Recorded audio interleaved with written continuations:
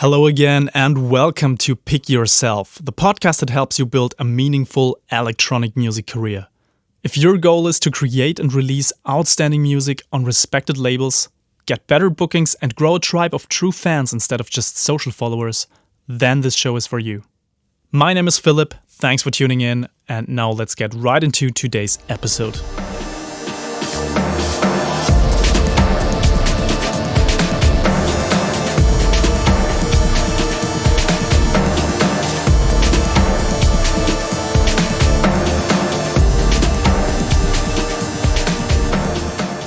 Welcome to episode 34 of Pick Yourself. I'm super happy to have you here with me again.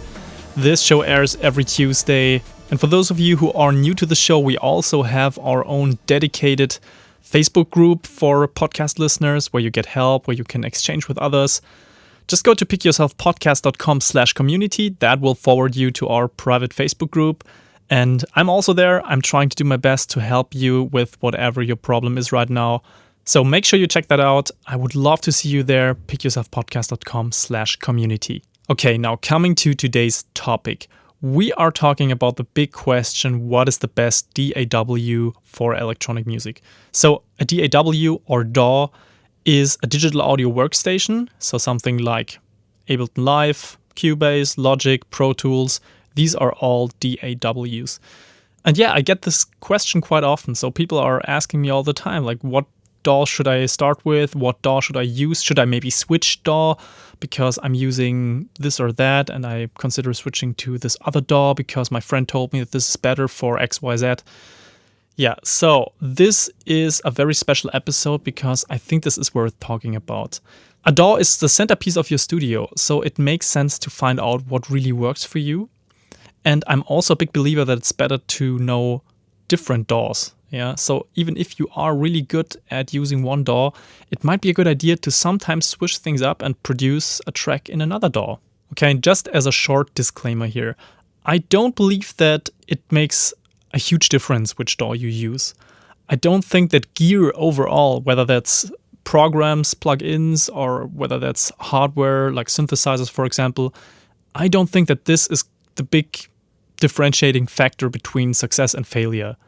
You as an artist, you have success or you fail to achieve your goals because something else is wrong. But it's definitely not a lack of gear or using the wrong gear or whatever. Yeah.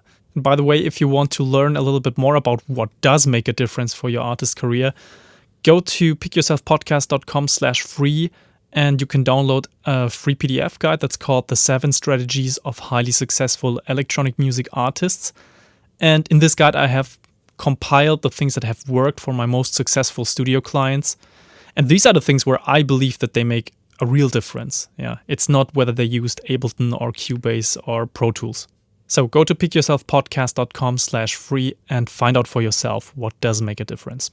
I still think that it's worth talking about that subject because so many of you have been asking me to do an episode on it, that it just must be something that is really important to you. And you always have that option, by the way, so I'm super open to suggestions. If you have something that you want to have discussed on the show, just reach out. Drop me a comment or reach out via email, philip@kopilko-productions.com. And I'm super happy to hear from you and to get insights into what is moving you, what you're struggling with, what your pain points are, and so on. Good. Let's now come to the actual content of this episode. What is the perfect DAW for electronic music? So the very short answer to this episode question is the perfect DAW for electronic music obviously does not exist. It all comes down to your personal preferences. It comes down to your needs, your workflow, the way you are approaching songwriting, and specific DAWs have certain strengths, certain weaknesses, and I'm trying to categorize them into different categories so it's easier for you to differentiate this one type of DAW from this other type of DAW. And then you can try out these programs and see which one suits you best personally, because without demoing them, without trying them, without actually writing at least one song sketch with them, you cannot really tell what is actually working for you and what is not working. And I think it all comes down to one question in the end. Does it help me produce better music faster? That's all that matters. Does it help me produce better music faster? And with that in mind, you can ignore all the marketing claims of the companies behind these products, just as much as the personal opinion of your buddy Steve, who claims that you can't produce techno if you don't use Ableton, or something like that. And that being said, I think it's important to have some clarity and awareness about what your specific needs are and what workflow you enjoy. If you don't know that, then it's hard to make a decision on which DAWs you want to try out. So if you have been producing for a while already, then you kind of know if you like to work from loops and then build a song out of the loop, or whatever other workflow is suiting you. If you're completely new to the game, then try to imagine what it could feel like using this program or that program, and just watch some first tutorial videos and see, like, does that sound like something that comes relatively easy to me? Does that feel natural? Yeah. If you're super experienced and you know one program super well, then it might be a good idea to test out another one that is kind of complementary. Yeah, because that gives you fresh inspiration. It also makes you better in your original DAW that you're used to using. And I've done this a couple of times throughout my studio career, and it's been super refreshing. I really, really enjoy learning new programs and trying out different DAWs, because it always gives me this slap. Yeah, you've been too lazy. You've kind of felt too comfortable in your comfort zone. And that doesn't mean that I will completely change my main DAW. Yeah, it just means that I'm getting better by learning new aspects of another DAW. And sometimes I even implement parts of that workflow in my original DAW. And so when I say it comes down to your needs and preferences, the first thing you have to ask yourself is, what type of electronic music producer are you? Is your focus mainly on creating loop-based peak time techno tracks, for example? Or are you more into the avant-garde, left field type of electronica, ambient stuff and so on? Are you playing your own electronic music live sets? Or is your music mainly for DJ gigs? So all these types of questions play a role, and they need to be considered when you're trying to find the right DAW. And besides that, keep in mind that you can only make a decision after having spent some time with the program. So my recommendation is to demo a couple of DAWs and try to produce at least one song sketch in each one. And at the same time, you have to watch like a couple of introductory tutorials. Yeah, that's clear. At least this like getting started series and so on. Because only reading reviews and following the advice of your friends, or maybe even famous users of these programs, that isn't solid enough to base your decision on it. Okay, let's now compare different DAWs and their workflow. So, just a short disclaimer again, Wikipedia lists around 30 commercial and non-commercial DAWs, and that is not even the full list of the available options. So imagine me walking you through 30 different programs in this episode. That would be overwhelming, so I will focus on different groups of programs and then pick out specific examples. And so I will give you a short overview over each category. I will let you know about some pros and cons, and then I will tell you who this is best suited for.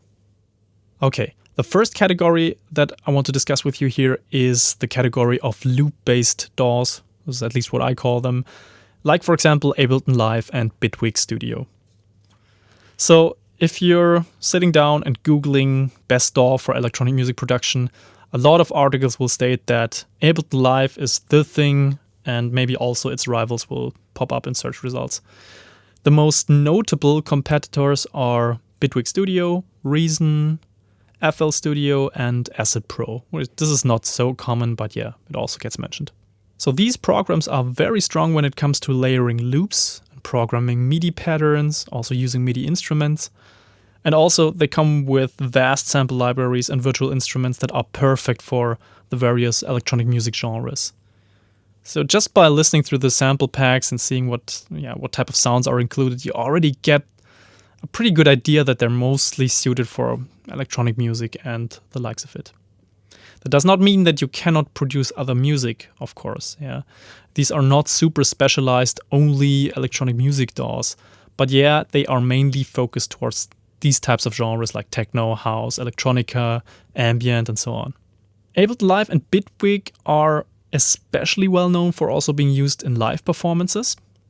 So firing up scenes of different loops, for example, is super easy with these DAWs. Bitwig is also extremely stable, compared to Ableton. Ableton tends to crash sometimes, but yeah, Bitwig is one of the most stable programs that I've encountered so far. And yeah, overall, that makes them great companions for live performers. So these loop-based DAWs, they are used heavily in electronic music live performances. And even a lot of traditional bands are now triggering certain loops from these types of programs in their live shows as a whole band. And working with traditional audio recordings, on the other hand, is not the biggest strength of these programs. And I also find their audio editing capabilities a bit too limited. So for example, if you want to record and comp and tune vocal tracks, that, for example, is a breeze with other DAWs. Not to mention like something like multi-mic drum recording. Doing that and then editing it. This is so much easier in a program like Cubase or Pro Tools or Logic compared to, for example, Ableton. It's just not made for these types of scenarios, I believe. And also, I must admit that mixing and mastering is still not the domain of these loop-based programs. So it's definitely possible to mix and master your own tune in a program like Ableton Live, for example. But I would not want to use it for that purpose in my daily work as a professional mixing and mastering engineer. So I work with so many different clients on so many different songs and projects, and some of them include more than 100 tracks, and I have to label them, I have to structure the session in a certain way, I have to use a lot of advanced grouping and bussing features that other programs have. But that is not possible in programs like Ableton Live or Bitwig or whatever. They have grouping features, obviously, but they're not to that deep level that I need as a professional mixing and mastering engineer. And to be honest with you, I think that's perfectly fine. So not every program needs to go to that deep level. And if you just want to make your own tracks sound great, you're good to go. You can do it with these programs with absolutely no problem. Okay, let's now come to the pros and cons here. Some definite pros are they are great for loop-based idea creation. They have fantastic MIDI capabilities. The stock samples and virtual instruments work great for electronic music in most of these programs. They are very well suited for live performances and relatively easy to learn. This is also something that I hadn't mentioned before. So most of these programs are really easy to just get something going if you're new to this. The cons are they are not very strong at recording and editing traditional audio material. They have limited mixing and mastering workflow possibilities, and this loop-based workflow sometimes gets in the way of actually finishing a song. So a lot of people, for example, in Ableton's session view, a lot of people get stuck in that window basically, and they never switch over to the arrangement mode and actually put stuff in. So they have a collection of great loops going, but it's really hard for them to bring them to the finish line. There are some workarounds with that, and I will probably also do an episode specifically on arrangement. But this is definitely a big problem for some people, that they get stuck in the loop with these loop-based programs. And so, who is the perfect user for these types of programs? So loop-based DAWs are perfect for electronic music producers who want to quickly try out ideas and experiment with different approaches. And most of these programs are easy to learn and provide the user with sample libraries and instruments that fit in that context of electronic music really well. So if you want to work with a lot of just stock sounds to begin with to get things started, then this is definitely a great choice. Also, if you are somebody who's doing a lot of live performances or wants to do a lot of live performances, then Bitwig and Ableton, for example, they deserve extra attention here because they have done a great job in this area overall. Okay, let's come now to the second category here, and that is hybrid DAWs like Cubase, Logic, and Studio One. So if you're trying to find the best DAW for electronic music, but you feel that this loop-based workflow of programs like Ableton Live isn't your thing, you might want to have a look at this category of, I call them hybrid DAWs. So this is not an official name, it's just something that I chose because I feel the programs like Cubase or Logic, they have done a great job of combining this classic audio recording and editing workflow with newer technologies and stuff like advanced MIDI programming and digital sound design and so on. So DAWs like Cubase, Logic, Studio One and others, they offer this best of both worlds approach. They can be used in large recording, mixing and mastering sessions, but they also aren't shy of beatmaking and sound design functionalities. And what I especially like about these programs are the advanced grouping and bussing features that I've talked about before. They are very important if you want to organize a large mixing session, for example. And yeah, I must admit that loop-based DAWs like Ableton Live, for example, are getting better at this feature, but still, they don't even come close in my opinion. And if we talk about the internal sample libraries and virtual instruments and so on, I feel that they are a bit more diverse compared to the loop-based DAWs. They are less focused on electronic music genres, and that can be a good thing or a bad thing depending on what you need and what your goals are. Overall, I'm observing that these types of hybrid DAWs are starting to pick up more and more features of creative beatmaking programs like Ableton, but still they aren't on par yet with the fast creation workflow of loop-based DAWs. We just have to be fair here in this comparison. And so the pros of these hybrid DAWs are they offer the best of both worlds, so traditional audio tasks, but also progressive sound design and MIDI programming and so on. They have great routing and bussing flexibility for advanced mixing tasks, also great for audio editing. They have a more diverse sound library and also virtual instruments for different genres and also presets for different genres that I feel just give you a wider range of options in my opinion. But that also leads us directly to the cons because they just feel less specialized compared to the loop-based DAWs, less specialized in electronic music. And also, they are not as fast and intuitive for beat making and idea generation compared to loop-based DAWs. And overall, they are more complex and therefore also harder to learn, I feel. So if you want to get started with Ableton, it's usually a lot faster and easier compared to getting started with something like Cubase. So who is it for now? Who is the perfect user for these hybrid DAWs? So if you're looking for the perfect DAW for electronic music, but you're also interested in the more traditional way of working with audio material, for example, working with recordings, with live recordings, and editing them and so on, then you might enjoy working with a program like Cubase, for example. And also when it comes to mixing complex sessions will feel like a breeze compared to a loop-based DAW. You just have so many great audio routing and bussing functionality, and just the workflow for mixing is way better in my opinion. And if you don't need that loop-based workflow of a DAW like Ableton, then these hybrid DAWs are definitely a go-to option. Now, at this point, some of you might be wondering why I didn't mention Pro Tools in the category of hybrid DAWs. Well, Pro Tools to me is kind of the grandmother of audio programs. So many of you have already heard of Pro Tools. In conversations, this program is often referred to as the standard in high-end studios. And while this has certainly been the case for many years, I don't find it to be true anymore. And that has to do with the whole studio landscape having changed a lot. So from large commercial facilities in the pre-internet era to small operations like my own mixing and mastering studio today. So it's just not that important anymore to have one studio standard program that everybody uses and that everybody can bring their sessions and just automatically open it up there. So first of all, the high-end studios to this day, they have Pro Tools, but they also have all other programs installed usually. And many people just come there with a laptop with their own program and just plug it in. So this whole thing of Pro Tools being a studio standard is not true anymore, in my opinion. So the great thing about Pro Tools is that it kind of digitally replicates many aspects of the traditional large format console workflow. And this can be great, especially when you're learning the basics, when you really want to understand how things belong together in the audio world, understanding digital signal workflow, for example.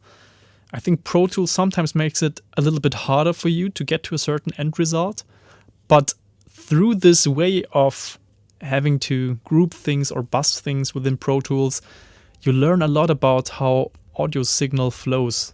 And that is one of the most important aspects of understanding how a studio works overall. So Pro Tools is a great way of learning the basics while still having all these modern options available.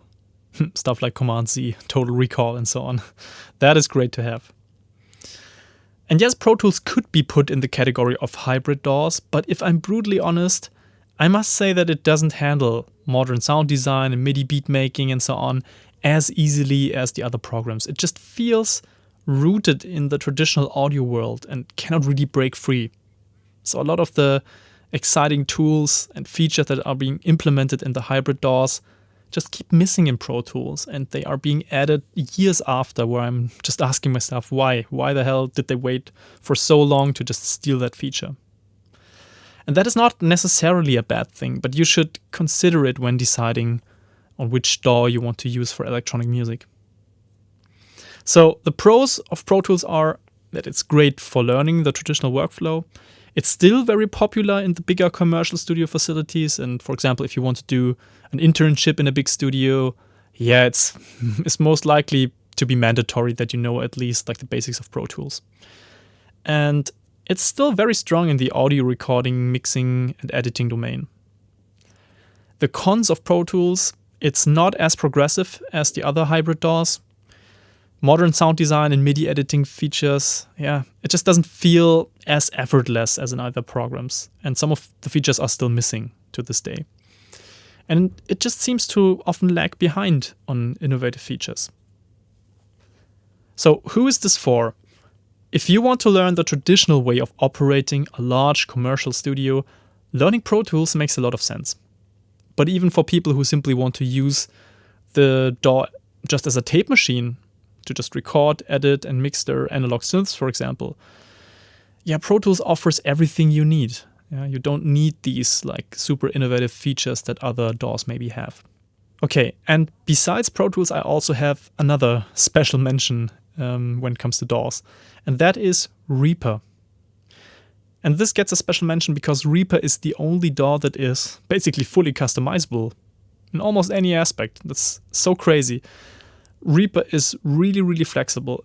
And even if it isn't really an open source program, it almost feels like one. The developers carefully listen to their users and generally to things that other DAWs are missing. And they implement it. They implement these cutting edge features on the fly all the time. And that's super great to see. Just to give you an example, if you are into 3D sound applications, almost all other DAWs don't stand a chance. So even if they have basic 3D audio capabilities, Reaper is just leagues ahead.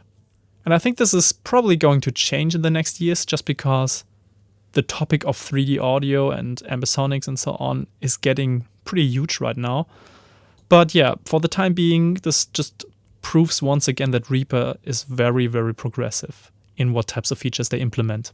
And another great thing about Reaper is that it's super affordable. You pay $60 for a discounted license, and this is incredible. This is such a good deal when you think about what it offers you in terms of functionality. And this discounted license, you can get that, for example, as a student, but also if you're just using it for personal use or if you're not making more than $20,000 a year, which is already, quite a lot of money you have to make from your music, first of all. So this level of customization and functionality also means that it involves a pretty steep learning curve. So if you want to use this program to its full potential, you're going to have to study countless tutorials and nerd forums and so on. For basic functions, I think it's not more difficult than any other program, just like Cubase or something. So the pros of Reaper are it's very flexible. They often implement advanced features first before any other DAW. There are great customization options. For example, your own skins, so it looks the way you want, or even short commands and so on. You can customize that and create macros, program really interesting, fast macros. And it's super affordable, of course. The cons are it is not as intuitive as some other programs, and also it can become very complex. So who is this for? If the depth of this program doesn't scare you, it's a great option, I think. It might not be as intuitive as some of the competitors, but it comes at an absolutely unbeatable price point and it has everything you could wish for. So Reaper is definitely a good solution. Alright, these were my different categories of DAWs, and now I come to the question that I also get asked a lot: what is my personal DAW setup? So before I jump into this, please remember there is no such thing as the perfect DAW for electronic music. So don't just blindly trust the programs that I use. Don't use them because I use them. Find out for yourself if it's a good fit or not. So I use, first of all, Ableton Live for producing and arranging. In my opinion, nothing beats this super fast and intuitive workflow of Ableton Live. I must say that I use both the session view and the arrangement view. I cannot really say that I have a workflow of just putting everything in the session view first and then copying the clips over to the arrangement view. I kind of do a mixture of both, and I have found my own workflow that it tends to be really fast. So when it comes to quickly writing and arranging songs, this program definitely is my weapon of choice. But then when it comes to mixing or to advanced sound design, I go for Cubase. Cubase was my first DAW, and I still consider it the best all-rounder. For many years, I've written, arranged, produced, mixed, and mastered using only this one program. And it was fine. I could still do it to this day, no problem. At some point, though, I felt the need to experiment a little bit more and spice up my workflow. And this was when I discovered Ableton Live, and it got me hooked for just producing and writing. Still, I do all my professional mixdowns and also a lot of critical sound design work in Cubase. I just love this clever routing and the way you can structure your session. I love the nice workflow you have in larger sessions. And ultimately, as a professional mixing and mastering engineer, that allows me to work really fast and really efficiently on other people's productions. That is super important for my daily work. I don't need any fiddling around here and there. I just have a very streamlined workflow that I can trust and rely on, and it just works. So I love Cubase. I could still do everything in it, but that does not hold me back from using other programs as well, just because I love switching up my workflow and using specialized programs for certain tasks. And last but not least, for mastering, I use Wavelab. So I haven't even mentioned Wavelab here before because it's so damn specialized that it doesn't even play a role here for you. I'm a die-hard user of Wavelab when it comes to mastering because it allows me to batch certain tasks, a lot of the tedious work. It has unrivaled sound quality, and it offers everything a mastering engineer could wish for. But as I've said, this is so specialized and so deep that it doesn't really make sense for you to also learn that program right now if you're not trying to become a professional mastering engineer. This is the only reason why you should probably check that out. If you just want to master your own song, then just stick with whatever program you use. It's most likely going to be enough. So that's it for the DAW comparison. Now let's come to our action steps.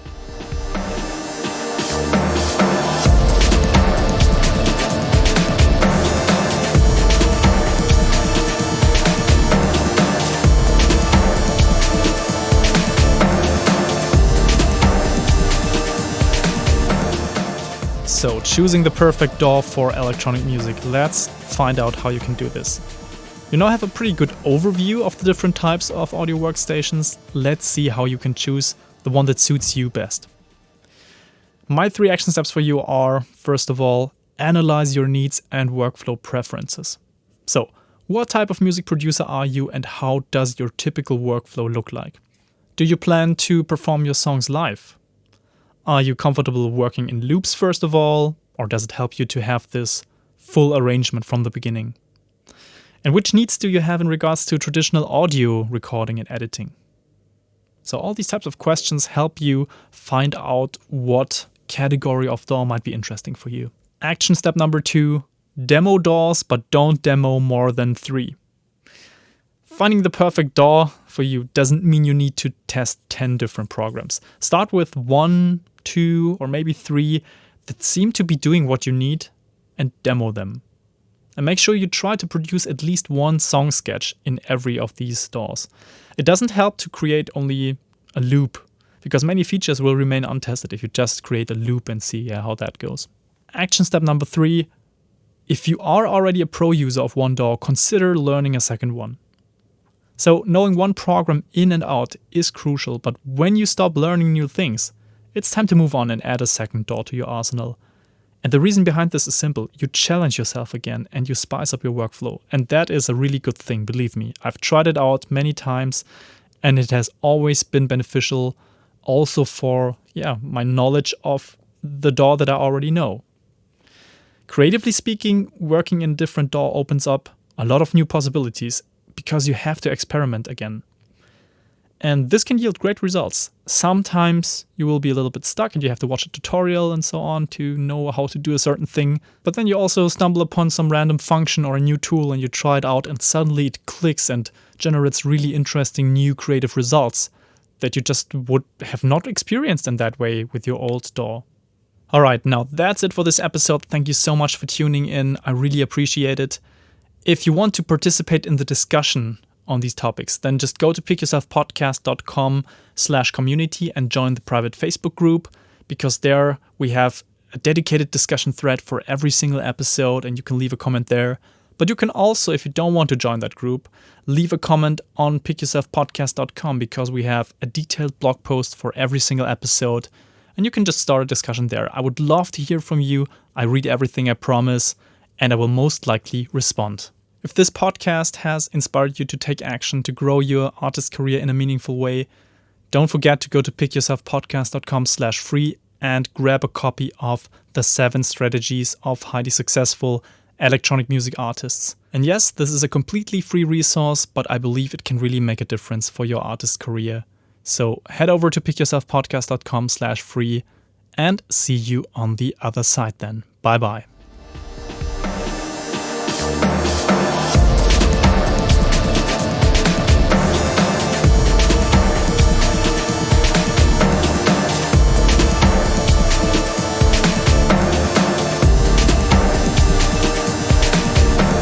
If you don't want to miss any of the upcoming episodes, please make sure to subscribe on your favorite podcast app. And you can find detailed blog posts for every single episode on pickyourselfpodcast.com. Until then, see you next time.